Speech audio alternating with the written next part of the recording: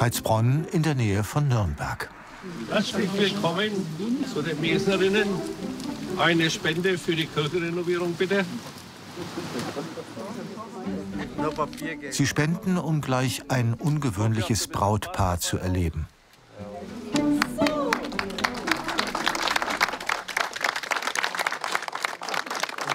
Herzlich willkommen hier. Das ist mein Bräutigam, die Brigitte Sulzer. Das ist meine Braut, die Sigrid Schillmeier. Wir spielen hier ein bisschen Theater. Wir bringen den Humor hier rauf in die Kirche. Und jetzt starten wir mit der ersten Geschichte. Jawohl. Liebling, du bist dran. Jawohl. Spielort ist die evangelische Veitskirche, ausgestattet mit Barockaltar und anderen Kunstwerken.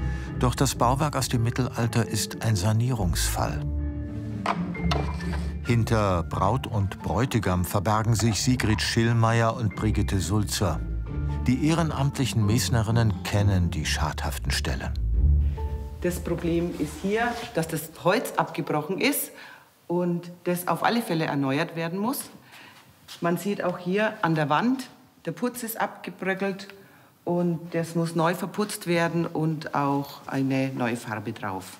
Genauso wie der Altar, der sollte auf alle Fälle gereinigt werden, neu aufgefrischt werden, damit die Farben wieder intensiver werden und er wieder in vollen Glanz erstrahlen kann. Ist das was Besonderes?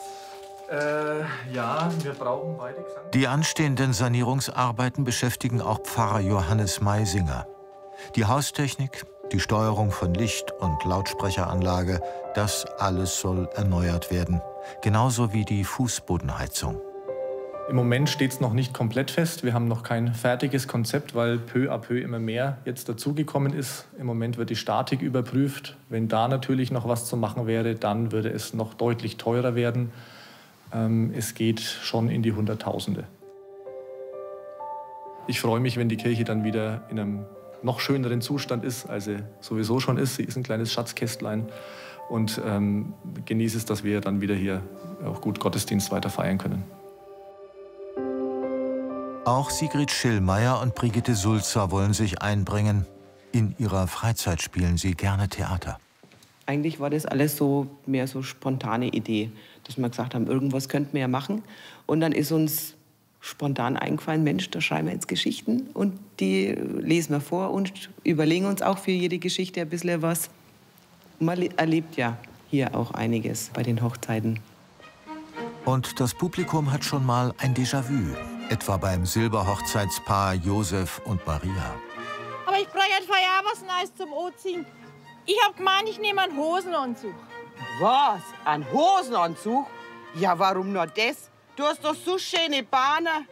Nur nimm halt ein Glatt. Vielleicht in grün, so wie damals. Josef, es war rot. Rot war's. Außerdem, jedes Mal, wenn ich aus der Kabine komme, sagst du das Gleiche. Das passt, das nimmst. Besonders gut gefällt mir, dass sie die Traditionen rüberbringen, dass es auch auf Fränkisch vortragen. Es ist ja nicht das erste Mal, dass diese Führung stattfindet zugunsten der Kirche und der Renovierung. Und dass es so oft wiederholt wird und immer wieder so einen großen Anklang findet, finde ich ganz toll. Ja, wo ist jetzt mein Bräutigam? Kaum ist man verheiratet, ist er schon fort. Um die 8.000 € haben die beiden schon eingespielt. Doch es geht ihnen um mehr als das Geld. Ich wünsche mir, dass den Leuten bewusst wird, was für eine schöne Kirche wir hier haben. Dass sie sich hier auch wohlfühlen können, dass es ein Ort ist, wo man mal zur Ruhe kommen kann. Dass wir auch mit unserer Freude Begeisterung schaffen und dass die Leute auch sehen, dass es auch anders geht. Also ihr müsst jetzt Platz machen, weil wir gehen jetzt auf Hochzeitsreise. Das wird nicht ihr letztes Stück gewesen sein. Den Titel für das nächste haben die beiden schon.